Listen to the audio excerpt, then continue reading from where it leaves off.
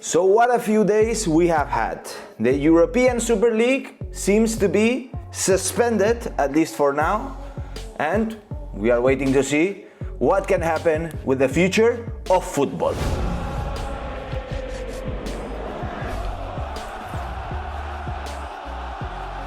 Welcome back to Blaugrana Planet, welcome back to a new video, and today I'm gonna give you my opinion about the failed rise of the European Super League. But before, let me give a special thank you to OneFootball for sponsoring this channel. OneFootball is the best football app that you're gonna be able to find because you can get all the stats, all the news, all the facts, everything that you need to know about the world of football. You're gonna find it in OneFootball. And obviously, you can download the OneFootball app for free using the link in the description, so make sure you go download it right now, because believe me, you won't be disappointed. Since I discovered OneFootball, I have been very pleased and very informed about the whole European League situation. So guys, make sure you go download it right now. Alright, so starting with it, guys, I'm making this video, there's no script, it's straight up my opinion.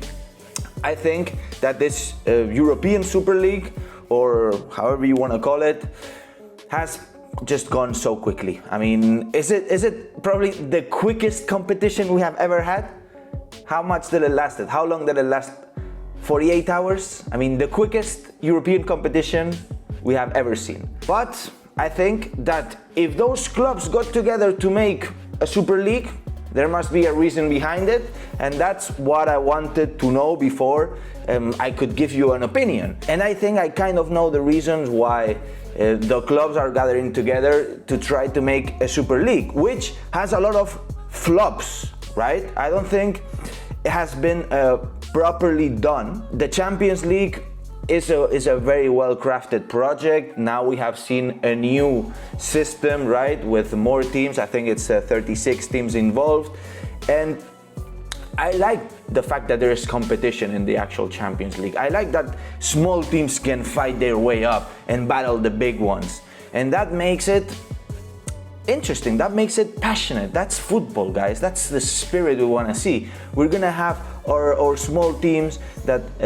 every now and then come up and battle the big ones, and we have seen it in the past, and that was really exciting, right? Obviously, there is the money side, which I would respect in some ways, because at the end of the day, life is all about money, right? We live about money, we need money to live, right? But football is passion. Football is passion. And you have to be careful with that, because you don't want to kill the essence of football, right? And that's where the first point comes. I think that the biggest mistake of this European Super League was the fact that it was a closed league, or apparently it was, right? They said that there were 15 founding clubs, and then there were 5 guests, or they were gonna climb into the European Super League if they had good results. But what was the criteria? Why there would be 15 teams that would be stuck in this European League no matter what? What if one of those teams fails dramatically? Is it gonna still stay there? I mean, that's what literally made no sense, and that's the heart, the core of all the controversy, in my opinion, is the fact that there was no competition. Like, and people were saying, oh, it's gonna get boring and so on. Well, we don't know the schedules, we don't know anything, but that's why I wanted to wait a bit and see the opinions, and see the reactions, and hear managers, and hear the people that actually created this European Super League. Why did they create it? I wanted to hear their opinion. And we saw Florentino Perez, the president, who I think is the person who actually made it happen. It wasn't his idea, in my opinion, because I think this European Super League has been a thing that a lot of clubs, big clubs, have been wanting to do.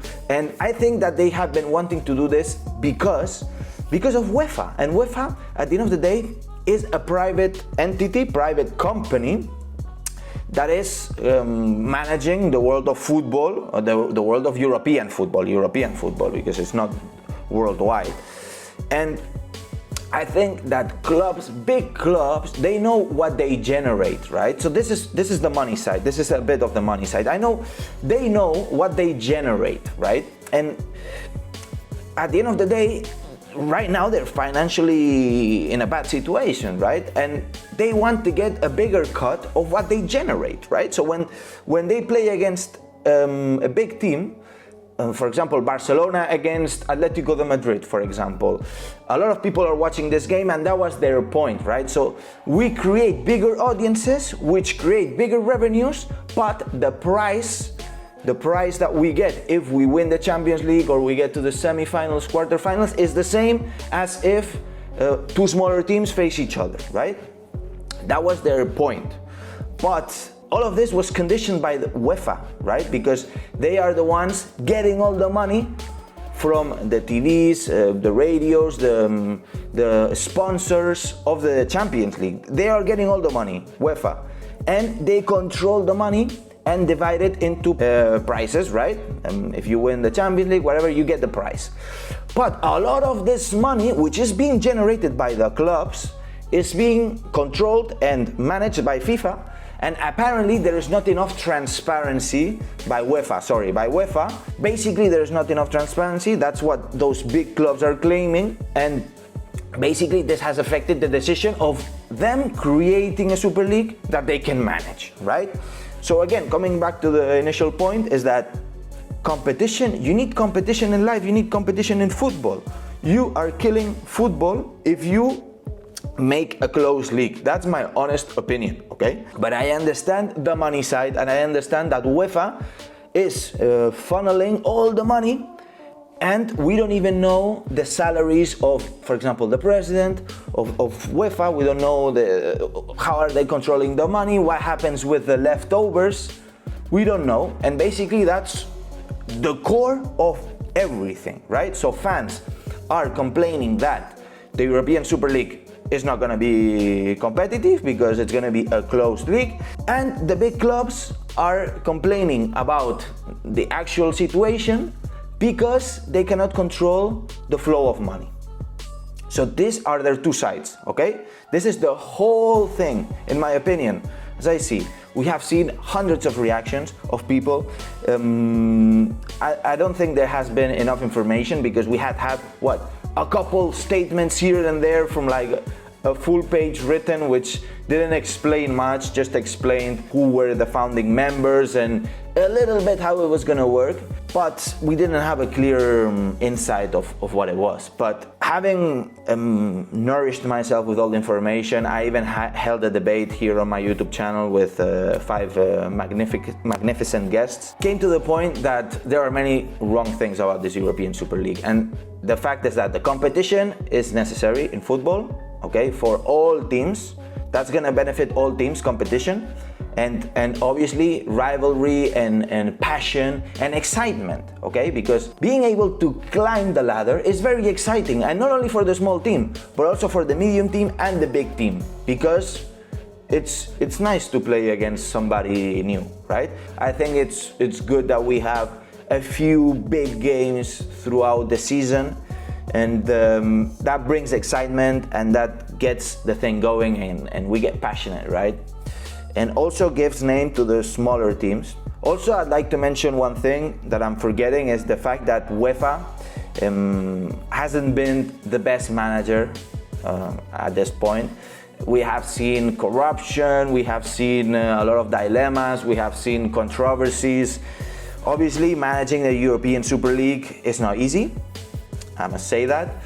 But also the fact that their reaction of threatening people, threatening clubs, threatening players, I don't quite agree with that reaction. I think they should have sat down to negotiate, because basically that reaction, for me, it wasn't nice. I think you have to be more polite being the president of an entity and directing your words to another president of another entity, okay? That they should both be respected.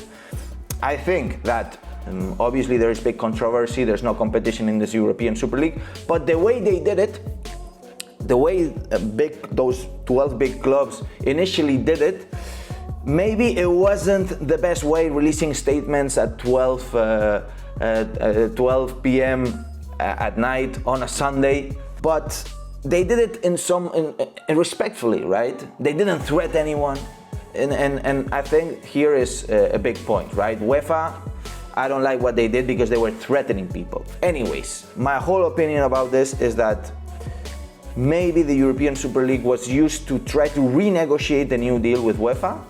Obviously, UEFA has probably learned from this situation. Big clubs have already learned from this situation as well, the 12 founder clubs. And we have seen an incredible thing happening, right? I think this was history being written at this point. So it's been a hell of a couple days, and now I'm looking forward to what you guys have to say. What do you think about the European Super League? What do you think about how everything unveiled? What do you think about the reactions? Do you think that UEFA is managing the European competitions right? Let me know all in the comments down below, because I really value your opinion, guys, and I really like and enjoy reading all your thoughts and comments, and a lot of times I jump in and start conversations as well and reply to your comments. So guys, make sure you comment, let me know your opinion. Of course, smash the like button and subscribe, guys. Important you subscribe and hit the notifications bell so you get notified as soon as I release my next video. And now, and as I always say, Visca el Barça, Visca Catalunya. See you in the next video.